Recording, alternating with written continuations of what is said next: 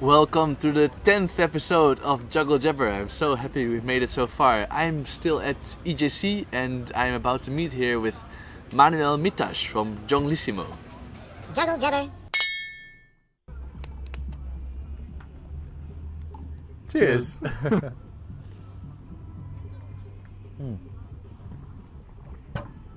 It's nice. Like this I didn't need to bring the glasses because I don't have any. So Yeah, easy. make it So- EGC style. Yeah, it's lemon iced tea for Manuel. So, Manuel, from Jonglissimo, the famous passing group. Right. If you say so. If I say so. No, it's already your 4th interview now, right? This EJC? Yeah, that's right. So you're really popular, but also means that you're really good at talking. So Maybe I have already said everything to say by now, and I will only repeat everything. But I'll try very much to make really original questions, like when were you born and what's 5th June 5th of June 2000? How old? I think you're 33. 31. Oh, okay. You look like 31. It's so okay. No, let's not talk Let's about. not get into this. No, let's talk about the juggling. No, I want to go back a little bit about the start of your juggling, but not the very beginning, but the start of the Jonglissimo culture, because you were passing with your brother before, and now at some point this became a group and it's growing and seems like how many jugglers do you do shows with in Jonglissimo? What's the max that you can do? So there's basically the core team that involves Christoph, Daniel, Dominik, and me, and these 4 jugglers do most of the shows. Then sometimes if one of us cannot do a show, then we need somebody to replace. And also sometimes it happens that we have like 2 shows at the same time, and then we need obviously more jugglers. Okay. And we have many people helping us there. So there's the Canaval twins, Florian and Michael. There is Luca Pferdmenges. Yes. There's Julius now, very recently. And who else? Well, there are some Austrian jugglers that have performed like once or twice. So, And you all train them yourselves and. yeah, it's actually most of the jugglers that we initially performed with. They really learned juggling or got motivated because of my brother and me. Yeah, I think it's super interesting. Daniel and Dominik, we did, Christoph and me did a workshop at this high school. They were quite small at that time, I think like 12 or 13. So Good age to start. Good age to start. They were able to do like 3 balls a little bit, but when we came to the school and they saw what we were able to do, they thought, wow, that's cool, we want to do that. And, that was basically the moment that they started to really practice. Were they immediately in much. contact with you, or did they start 1 year on their own and then they met you later again? Yeah, they of course practiced a little bit on their own at the beginning, and then there is like this street art festival in Linz, and I think that year we were not performing, but they knew that we probably will be there and watching other shows, and they said, hey, we are in Linz going to the street art festival, can we come and practice with you? So and did you know still who this was? Or was it just like, oh, some kids who we give a workshop to? Yeah, we could remember. They also like published some videos, and they wrote us some messages on Facebook. So okay, we knew who they are, but we did not have a lot to do with them back at the beginning. And they progressed very fast, and we coached them a little bit, of course. And well, there was this moment where it was obvious to us that juggling as a duo on stage is nice, but if you have 4 people that are very motivated and good, you can just do so much more with the choreography, with the movement in the space. So yeah, our first act actually was a ring act, and that's how it began to expand. But to me it's insane, because you and your brother were at like the highest technical level of club juggling that was possible 10 years ago, and then now Daniel and Dominik are at the same or even higher level again. So is it just that they happen to be motivated and it's possible, or did you teach them something in the very beginning that made them be able to use your technique and now they can go up? Or like, how is it possible that you meet two people and they turn out to be equally good? It's like, to be able to inspire anybody is special, but to inspire two people and have them work with you, it's wow. Yeah. I think it's very special what happened, but also I think there is like several aspects. I think one is having a goal, and that goal was to be as good as Christoph and me. Yeah, so terrific.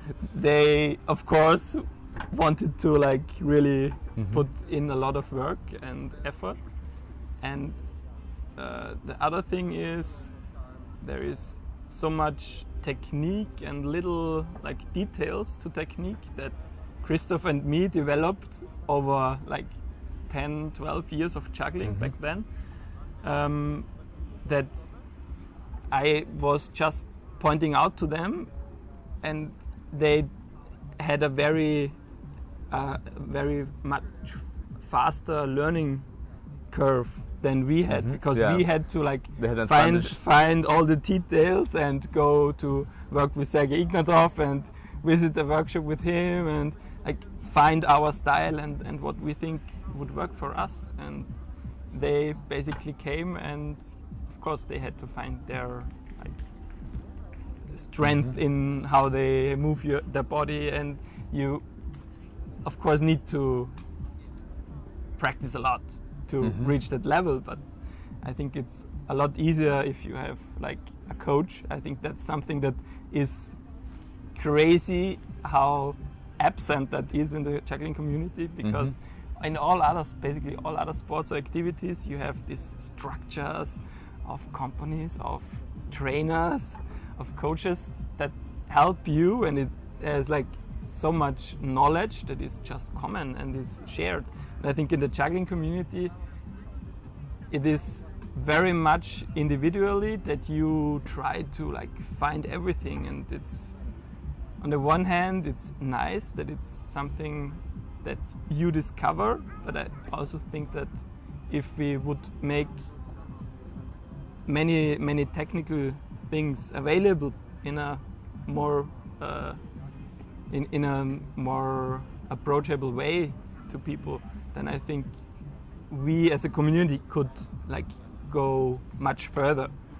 Because if everybody needs to start at the beginning, it does not make any sense if there is this knowledge already somewhere. So we just need to like get structure to properly coach. I mean, I think it's a little bit that is what is developing in the circus schools, but also I think there is so little quality in the proper body positions, in little details, that I think now we are happy to have people like Sergei Ignatov still being around. Yeah. They were like the very first to really push the technical level and have so much knowledge that got transferred for generations to them. And I think it's really important to like keep this alive and bring it somehow to the juggling community. Yeah. Just give me 1 second. I'm gonna ask them again if they can turn up the music a little bit here again. So yeah, it's good enough. Yeah, that's what you get if you do it at the festival, and it's a nice atmosphere, but also crowded and thing. Back to the coaching. So you had Daniel and Dominik. You taught them a lot.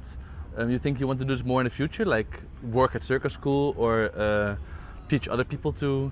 Yeah. And do you think it can happen again, that you meet people that will later join your company and be? I think it already happened. Like. All the other guys that we are working together. Now it's even happening that like the generation that we taught, like Daniel and Dominik, are teaching the next generation. So Daniel is really into like passing with a lot of people and helping them and giving advice. So that's really fantastic. So he's doing a lot with Luca and Julius. So I see them train a lot. Yes. I think. I would really love to coach more. Until now, I did not try to like push it, and nobody from circus school asked me. But yeah, well, on a casual basis, yeah, sure. Professional basis, yeah, sure, but still I'm a performer and I love Yeah, performing. and besides the coaching and training, you did keep the technical level yourself up as well. Like not only in the passing, but also in the solo juggling. You've been progressing. I mean, yeah. I remember there was this Siteswap competition at the recent convention with the Jason Garfield sign on the wall, and everybody was doing the balls, and you won with the clubs. Like, how can you win 5 clubs Siteswaps? So, anyway. That's how I practice. I practice to be able to keep up Siteswaps and numbers for a long time and in a as relaxed way as possible. Mm-hmm. That's why I can reproduce it quite easily. And for me, I'm mainly practicing clubs, so I have a good control compared than balls. Yeah. So, I mean, for Siteswaps, 5 balls, Siteswaps is fine, but it's so small, it can drop. You just need to think of the height. You don't need to think of, wait, the 6 is faster spin, the 7 is slower spin, this kind of thing. It's like, wow. Anyway, you do it, it's good. Something that's typical of Jonglissimo is you work a lot with the light props, right? So when did you start with this? Was it from the beginning? Shall we like try again when they are away? No, they'll just have to accept it. It's alright. Okay. From the beginning.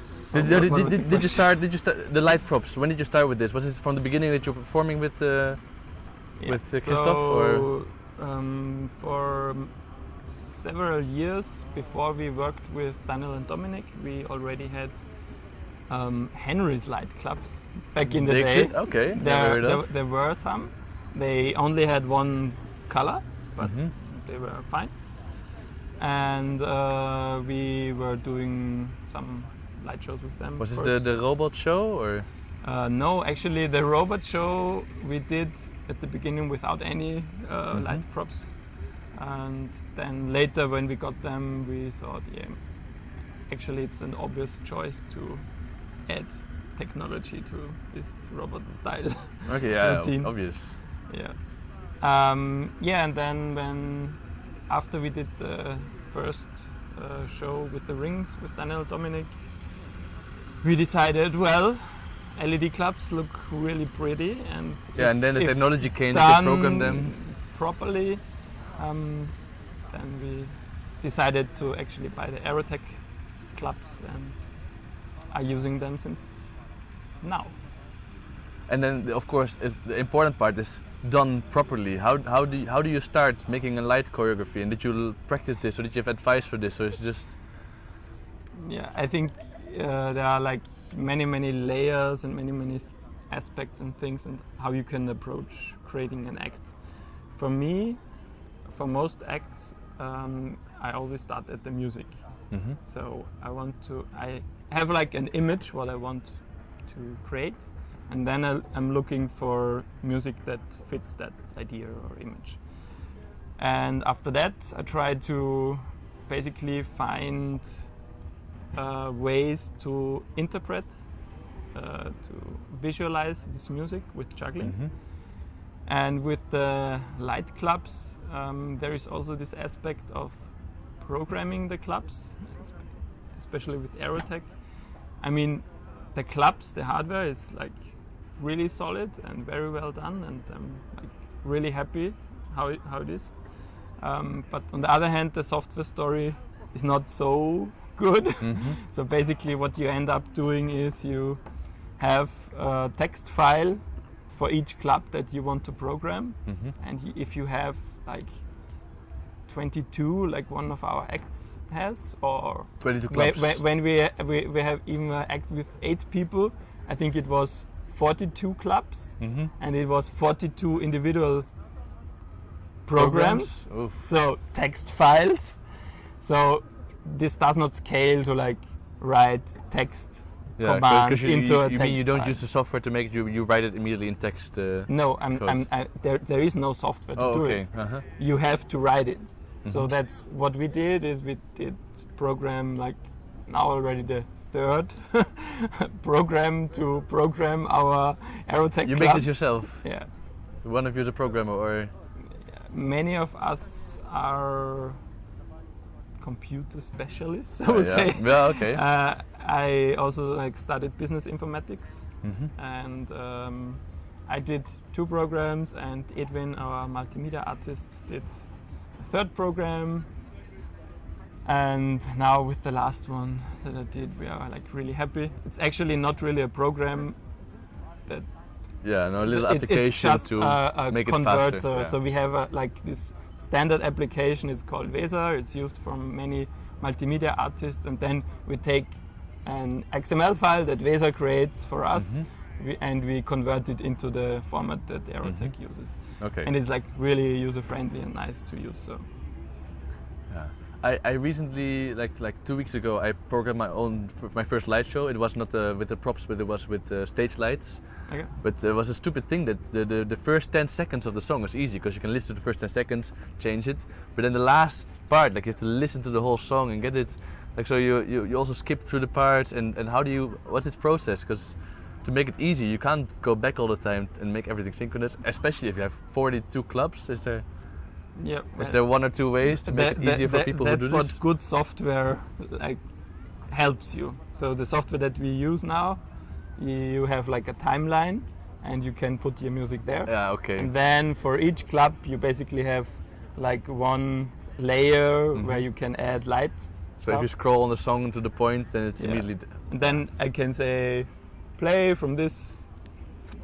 That's gonna make your life easier than I did the stupid way, but it's the only way that is easily accessible. But I think like having the right tools, it's so important, because it does not only save you so much time, but it also enables you to have a whole different quality in what you are doing. So that's also why we have sometimes to create our own software, because it's not existing how we want to work. So now we are also like working on a prototype, and hopefully soon being able to use it on a new club that has a wireless connection, where we can control like many LEDs inside of the club and do like the one from Play. Together with I talked to some guy today that was selling Wi-Fi LED stuff. They're selling Wi-Fi LED stuff, but not clubs. And they had a demo from the Play club that they put their stuff in. Okay. Was it a small guy with curlies? If I take 1 second, I have. I mean, I think there's so much happening, and it was this one. Oh. But they already sell Wi-Fi. I know the company. I know that they are doing something. But this is not the one you use. No. You're still with Aerotech on this, or? No. Doesn't matter. we are basically building our own together with hardware engineers in Austria, and the initial idea and prototype comes from a French guy called Ben, and he like showed it already several years ago. Is this the one that made the balls? No Because you were also promoting some glow balls at some point, right? So the hardware engineers in Austria, they will help us also now with this project. Okay. So the Jugglw that has the Bluetooth connection. That's the one. That's the one you promoted some years ago. Yeah. It's still ongoing then, yeah. Yeah, still ongoing. Also like did a new software for it, so we can finally properly use it for the shows the way we want to. But was it the ball? Does it have a sensor inside of catching and stuff? Yeah. That's okay, because that makes it the whole new world possible. If you know when you have a catch. It's very nice because of the sensor data, we can have events like catch, throw, and hopefully soon the peak point. Yeah, I was always dreaming of a cascade that only falls, that it's like off when it goes up and on when it comes down. But to get it on the music, it's of course nearly impossible. But if you know the peak points, it's very easy to find a software solution to do very nice stuff then. Awesome.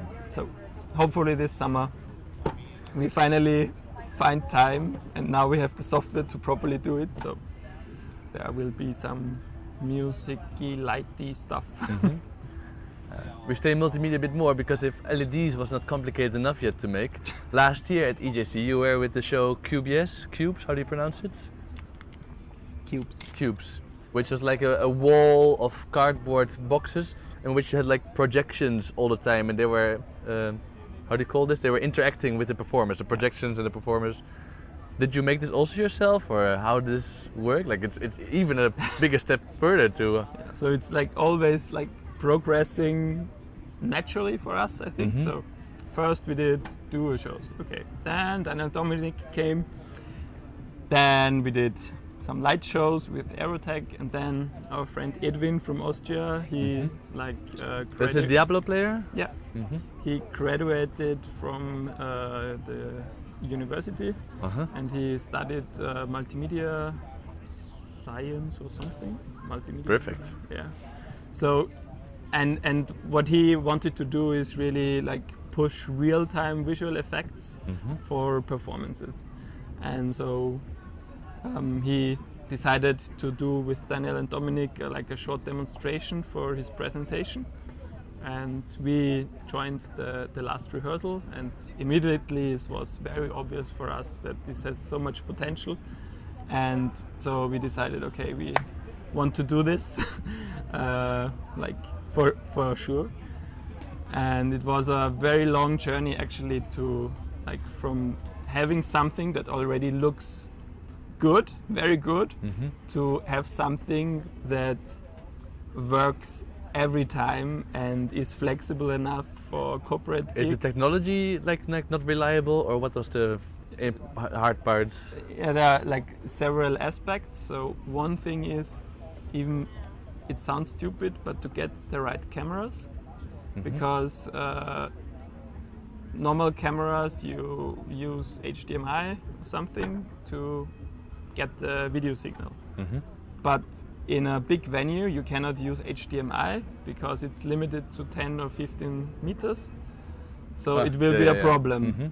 So basically there's no amplifiers that you can put in between, or we did not have any knowledge how to properly do it. So basically we asked around with people, and we came to the solution, okay, we need the same standard that is used for TV shows. It's called HDSTI, and it's like a round cable, and it's very robust, and you can send the signal for like 100 meters, and it's no problem.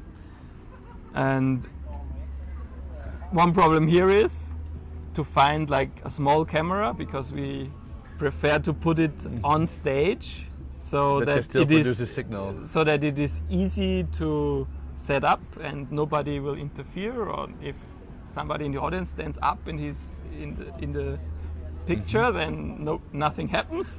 I mean, there's like so many situations that something can go wrong. Yeah.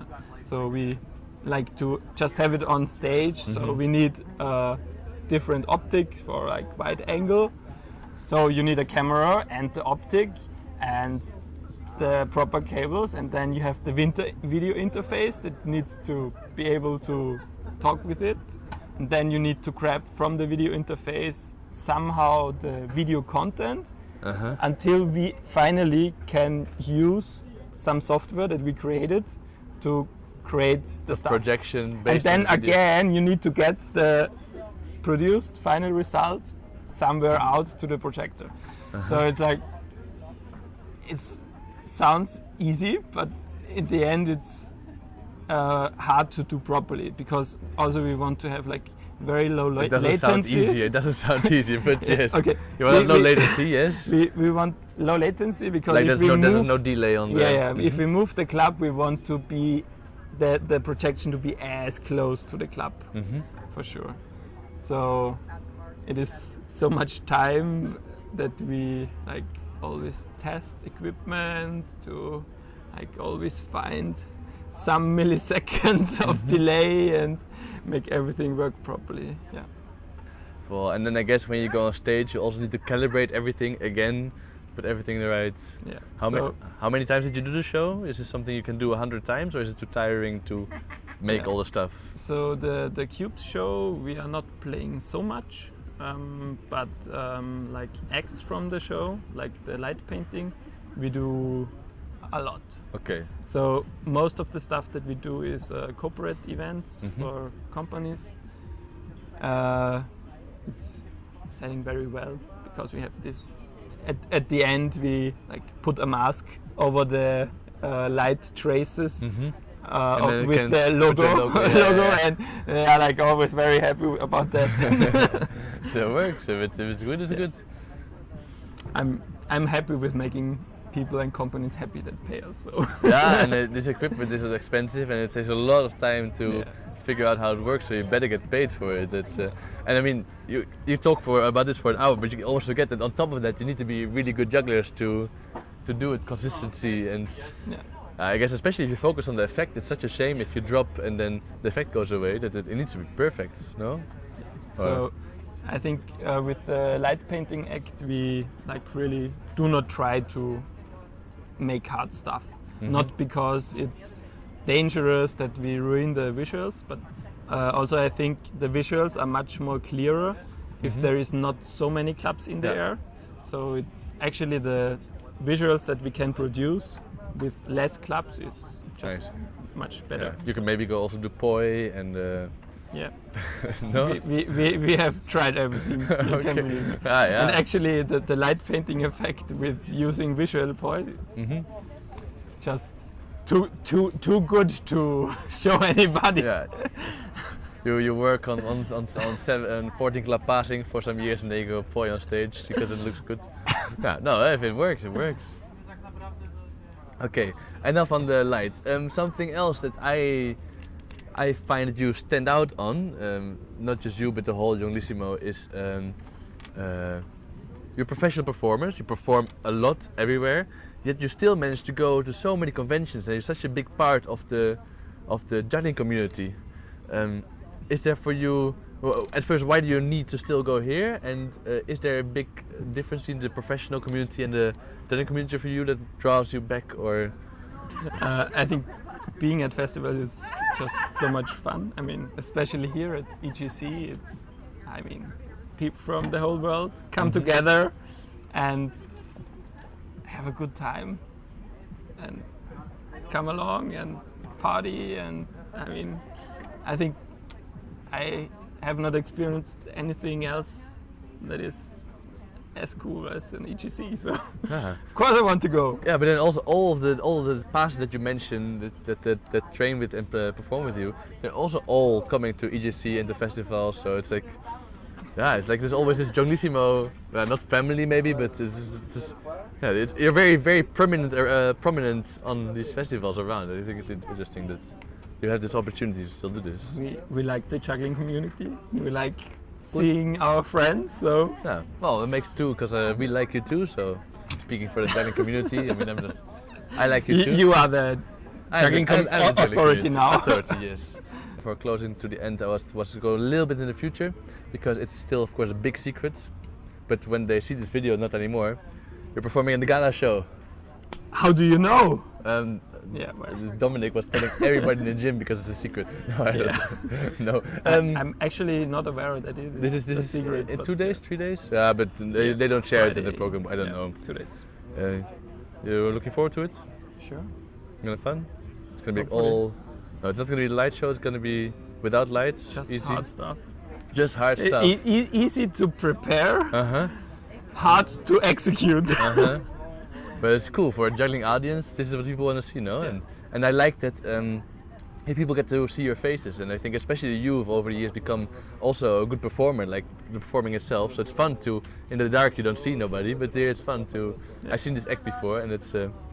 I think what you said about being in the dark and performing, I think we have not done very well in the past to incorporate the human element. Because I think if the audience cannot see you, they cannot really connect to you. So this is something that I want to change in our future work, to always make the artists on stage visible and to incorporate the technology in a different way. I think that would be really cool. I'd be very interested in that. I can show you a secret later if you want to see. Okay, yes, I want to see. I'm looking forward to the secrets. 3 quick things. The first being, if people want to find out more about you, about your juggling, about Jonglissimo, about whatever, where should they look? The most up-to-date stuff is probably on our Facebook page, facebook.com/Jonglissimo. I put the link also somewhere down. Here? Yeah. Exactly here. Yeah. And we have a website which is only in German because we are so professional. Really? I thought I checked and I thought I saw it in English, but maybe I was wrong then. Yeah, soon hopefully. I read German, so it comes fluent, but. Yeah, so it's jonglissimo.com. And that's it basically. Oh, and we have a YouTube account, youtube.com/Jonglissimo probably. Yeah. I'll look it up and people can see it and find it. Perfect. Then the second, is there something I forgot to ask you that you want to share with juggling community? They're all listening now, I hope, if you're still there. Nope. Easy. Good. Yeah. And then the third, I was stupid, I forgot to ask you if you wanted to show a trick, but then we're here without clubs or props. But So we have iced tea. you can either show a trick with ice tea I can show the hardest trick. Okay, that was it. That was it. That's also good. That people will never know if you were the real Manuel or not. I learned it when I was 1. Wow. And before you were like only sucking the. I was like. drinking without sipping. No, that's good enough. If only I could do a bottle flip, then I would do a trick now, but I can't.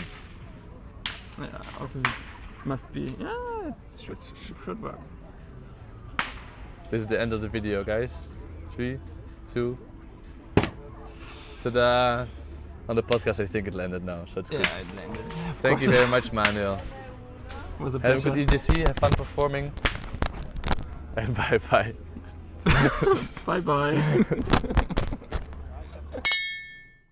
Thank you for watching. I hope you enjoyed this interview with Manuel Mitasch. I'd like to use this moment to also thank the IJA for sponsoring this and all the other episodes. And this has been number 10.